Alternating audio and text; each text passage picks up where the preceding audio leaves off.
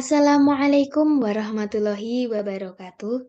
Saya Desi Ayu Sulistyo, NIM 220106440012 dari kelas PGSD 2022A. Pada video kali ini, saya akan mempresentasikan materi tentang implementasi Pancasila sebagai paradigma, yaitu dalam kehidupan kampus. Implementasi Pancasila sebagai paradigma dalam kehidupan kampus adalah seperti contoh-contoh paradigma Pancasila di atas. Kehidupan kampus tidak jauh berbeda dengan kehidupan tatanan negara. Kampus harus juga memerlukan tatanan pembangunan seperti tatanan negara, yaitu politik, ekonomi, sosial, budaya, hankam, hukum, antar umat beragama, dan ipteks. Dikutip dari tim MKU tahun 2014 halaman 256. Pengalaman Pancasila dalam kehidupan kampus, yaitu dengan membangun budaya dan karakter bangsa. Dikutip dari tim MKU Pendidikan Pancasila UNESA tahun 2014 halaman 278. Pembangunan budaya dan karakter bangsa. Fenomena berbagai gejolak dalam masyarakat pada beberapa tahun terakhir ini cukup memprihatinkan. Antara lain, muncul karakter buruk yang ditandai dengan kekerasan dan kekejaman. Bangsa Indonesia yang dikenal ramah, tamah, penuh sopan santun, dan pandai berbahasa basi, sekonyong-konyong menjadi pemarah dan suka mencaci. Kondisi tersebut perlu segera dicarikan upaya menanggulangan perbaikannya, karena tidak berharap fenomena tersebut semakin parah. Kita tidak menghendaki kehilangan karakter sebagai bangsa sehingga akan kehilangan atau penurunan kualitas lingkungan dan kehidupan bangsa, bermasyarakat, dan bernegara. Pembangunan budaya dan karakter bangsa. Menurut Dasim tahun 2008, beberapa gejala sosiologis fundamental yang menjadi sumber terjadinya berbagai gejolak dalam masyarakat ada dua, yaitu pertama, suatu kenyataan yang memprihatinkan bahwa setelah tumbangnya struktur kekuasaan atau otokrasi yang dimainkan rezim Orde Baru, ternyata bukan demokrasi yang kita peroleh, melainkan oligarki, di mana kekuasaan terpusat pada sekelompok kecil elit, sementara sebagian besar rakyat atau demos tetap jauh dari sumber-sumber kekuasaan. Wewenang uang, hukum, informasi, pendidikan, dan sebagainya. Kedua, sumber terjadinya berbagai gejolak dalam masyarakat kita saat ini adalah akibat munculnya kebencian sosial budaya terselubung atau socio-cultural animosity. Budiamansyah, D. tahun 2008, revitalisasi pembelajaran pendidikan kewarganegaraan melalui praktik belajar kewarganegaraan atau Project Citizen, Jurnal Akta Civikus, volume 1 nomor 2 halaman 179 sampai 198.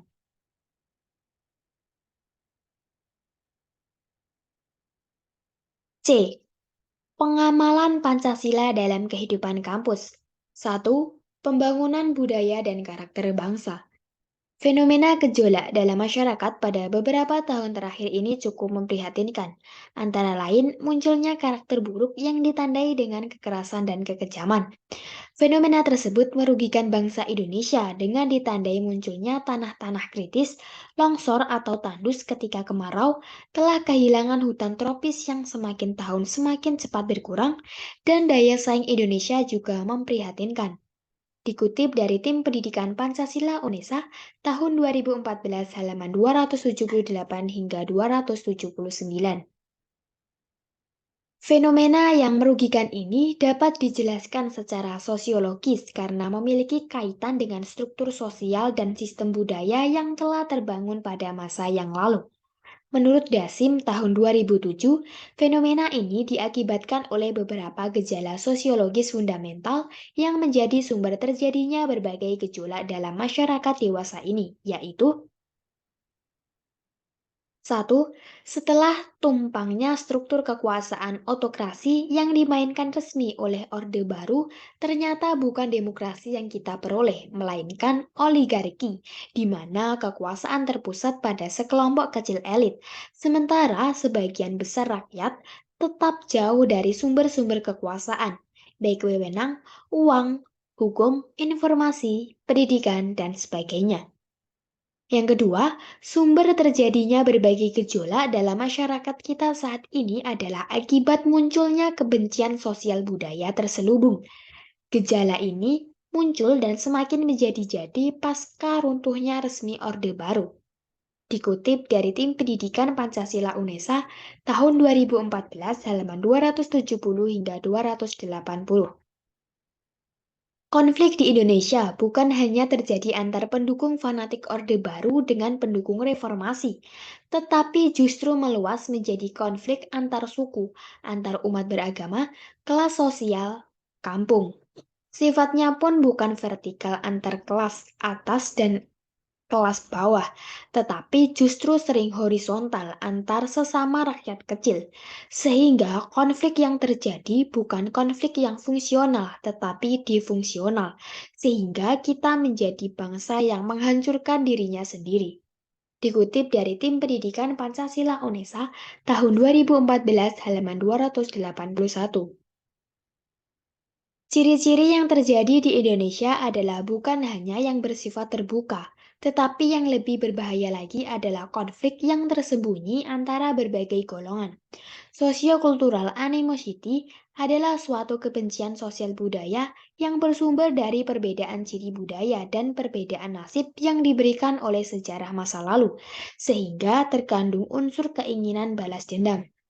Dikutip dari Tim Pendidikan Pancasila UNESA tahun 2014 halaman 281.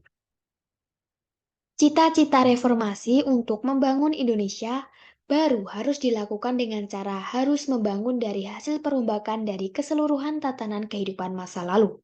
Inti dari cita-cita tersebut adalah sebuah masyarakat sipil demokratis yang memiliki karakter keindonesiaan yang adaptif di era global.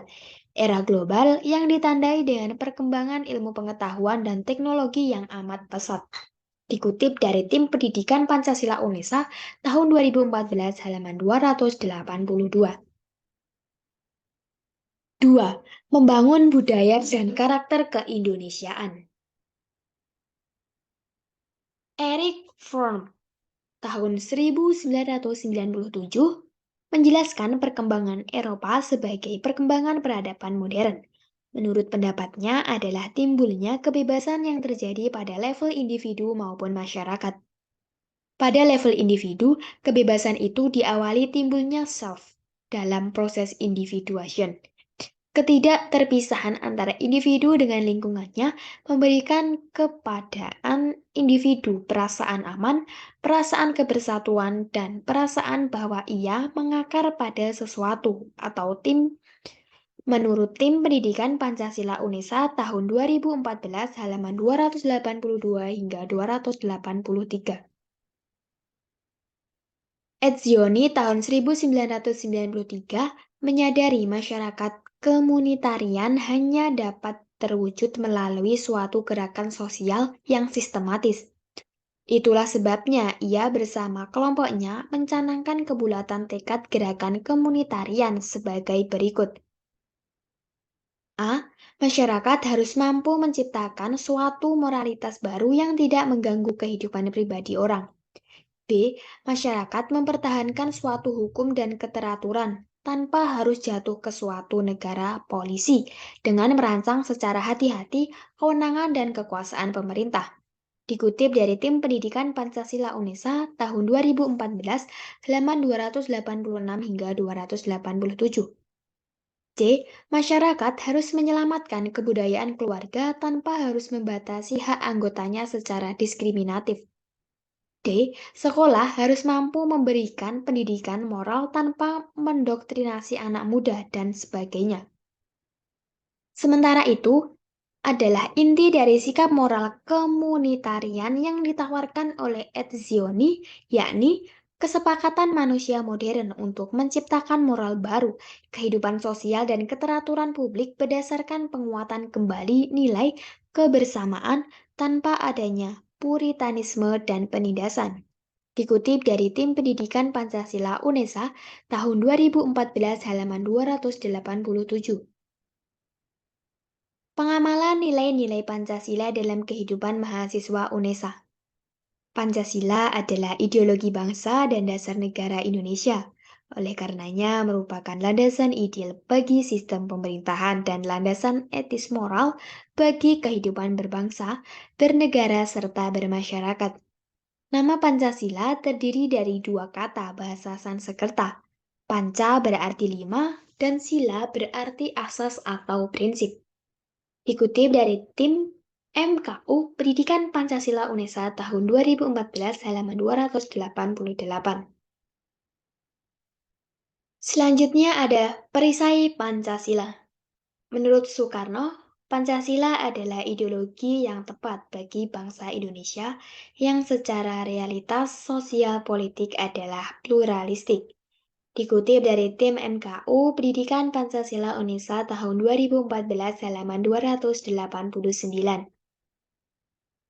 Jika bangsa Indonesia sudah tidak meyakini Pancasila sebagai acuan etis moral untuk mewujudkan cita-cita nasional, maka bangsa Indonesia akan terseret ke dalam ideologi komunis maupun ideologi liberal.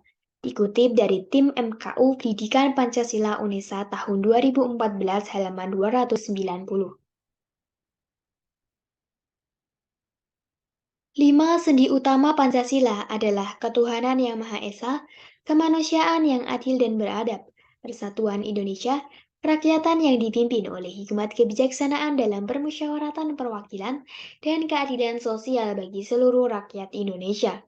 Dikutip dari tim MKU Pendidikan Pancasila UNESA tahun 2014, halaman 290.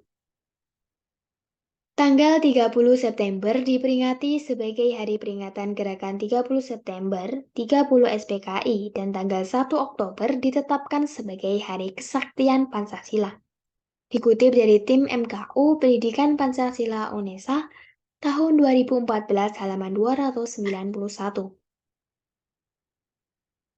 1. Nilai-nilai Pancasila sebagai dasar berperilaku di lingkungan kampus UNESA.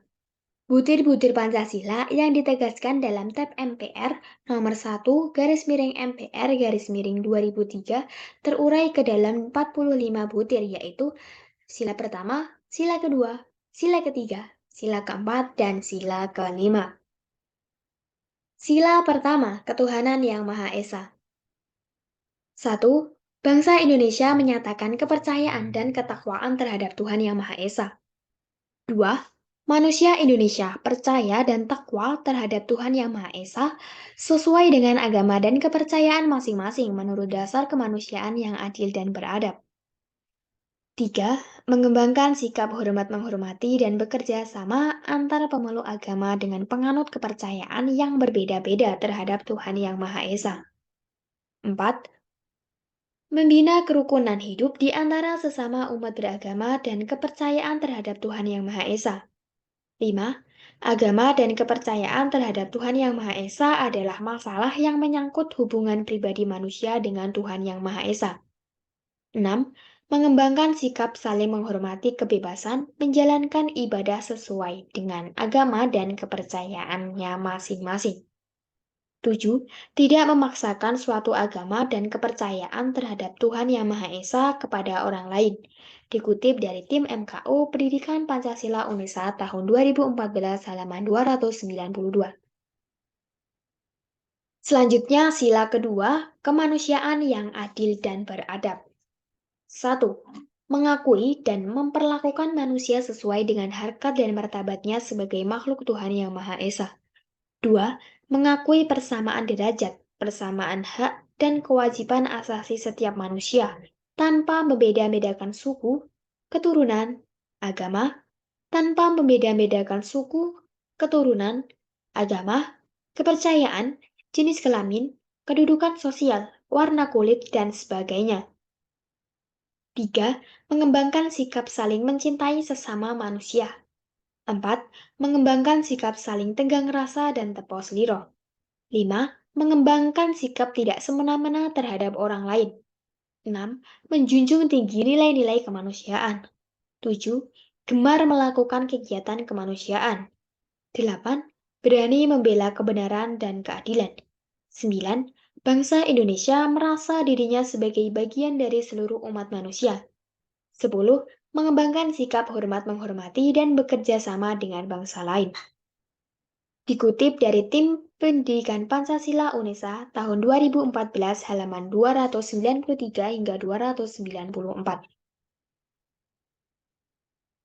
Sila ketiga, Persatuan Indonesia. 1. Mampu menempatkan persatuan, kesatuan, serta kepentingan dan keselamatan bangsa dan negara sebagai kepentingan bersama di atas kepentingan pribadi dan golongan.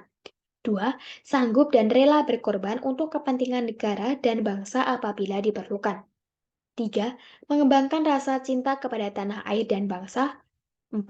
Mengembangkan rasa kebanggaan berkebangsaan dan bertanah air Indonesia. 5.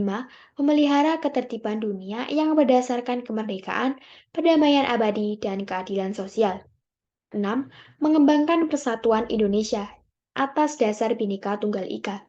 7. Memajukan pergaulan demi persatuan dan kesatuan bangsa. Menurut Tim MKU Pendidikan Pancasila UNESA tahun 2014, halaman 294 hingga 295. Sila keempat, kerakyatan yang dipimpin oleh hikmat kebijaksanaan dalam permusyawaratan perwakilan. 1. Sebagai warga negara dan warga masyarakat, setiap manusia Indonesia mempunyai kedudukan, hak, dan kewajiban yang sama. 2. Tidak boleh memaksakan kehendak orang lain. 3. Mengutamakan musyawarah dalam mengambil keputusan untuk kepentingan bersama. 4. Musyawarah untuk mencapai mufakat diliputi oleh semangat kekeluargaan. 5. Menghormati dan menjunjung tinggi setiap keputusan yang dicapai sebagai hasil musyawarah. 6. Dengan itikat baik dan rasa tanggung jawab menerima dan melaksanakan hasil keputusan musyawarah. 7. Di dalam musyawarah diutamakan kepentingan bersama di atas kepentingan pribadi dan golongan. 8. Musyawarah dilakukan dengan akal sehat dan sesuai dengan hati nurani yang luhur. 9. Keputusan yang diambil harus dapat dipertanggungjawabkan secara moral kepada Tuhan Yang Maha Esa, menjunjung tinggi harkat dan martabat manusia, nilai-nilai kebenaran dan keadilan, mengutamakan persatuan dan kesatuan demi kepentingan bersama. 10. Memberikan kepercayaan kepada wakil-wakil yang dipercayai untuk melaksanakan permusyawaratan. Dikutip dari Tim MKU Pendidikan Pancasila UNESA tahun 2014, halaman 295 hingga 296. Sila kelima, keadilan sosial bagi seluruh rakyat Indonesia. 1. Mengembangkan perbuatan yang luhur, yang mencerminkan sikap dan suasana kekeluargaan dan kegotong royongan. 2. Mengembangkan sikap adil terhadap sesama. 3. Menjaga keseimbangan antara hak dan kewajiban. 4. Menghormati hak orang lain. 5. Suka memberi pertolongan kepada orang lain agar dapat berdiri sendiri. 6. Tidak menggunakan hak milik untuk usaha-usaha yang bersifat pemerasan terhadap orang lain. 7. Tidak menggunakan hak milik untuk usaha-usaha yang bersifat pemborosan dan gaya hidup mewah. 8. Tidak menggunakan hak milik untuk bertentangan dengan atau merugikan kepentingan umum. 9. Suka bekerja keras. 10. Suka menghargai hasil karya orang lain yang bermanfaat bagi kemajuan dan kesejahteraan bersama. 11. Suka melakukan kegiatan dalam rangka mewujudkan kemajuan yang merata dan berkeadilan sosial. Dikutip dari Tim MKU Pendidikan Pancasila UNESA tahun 2014 halaman 296 hingga 297. Pengamalan Pancasila dalam kehidupan mahasiswa UNESA. 1. Munculnya sikap intoleransi dan penistaan terhadap agama di tengah masyarakat, memaksakan agama terhadap orang lain walaupun dilakukan secara tersamar. Hal ini tentu bertentangan dengan butir-butir sila ketuhanan Yang Maha Esa pada Pancasila. Dua, hilangnya nilai-nilai kemanusiaan dalam masyarakat, perdagangan manusia atau trafficking, serta hilangnya sikap tepos liro dan tenggang rasa dalam bermasyarakat. Ini tentunya bertentangan dengan butir sila kedua, kemanusiaan yang adil dan beradab. Tiga, hilangnya rasa bangga dan cinta sebagai bangsa Indonesia dan lunturnya sikap bergotong royong dan bekerja sama dalam bermasyarakat juga terlihat secara transparan. Empat, budaya musyawarah tergusur oleh upaya mengutamakan ego kelompok atau golongan dalam mengambil keputusan. Lima, upaya mewujudkan keadilan sosial juga tertutupi oleh pamer kemewahan dan sikap materialitis. Dikutip dari tim MKU Pendidikan Pancasila UNESA tahun 2014 halaman 299. Dalam kehidupan di masyarakat, pelaksanaan butir-butir Pancasila dapat diwujudkan dalam dua bentuk, yaitu A. Pelaksanaan objektif. Pelaksanaan ini dilakukan oleh penguasa negara yang berwenang dengan cara menjabarkan Pancasila tersebut ke dalam peraturan perundang-undangan.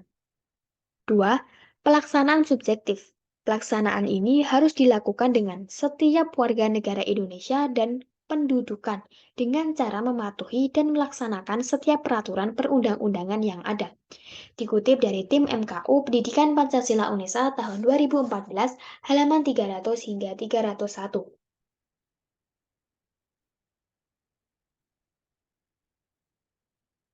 Demikian yang dapat saya sampaikan. Ada kurangnya saya mohon maaf. Akhir kata, wassalamualaikum warahmatullahi wabarakatuh.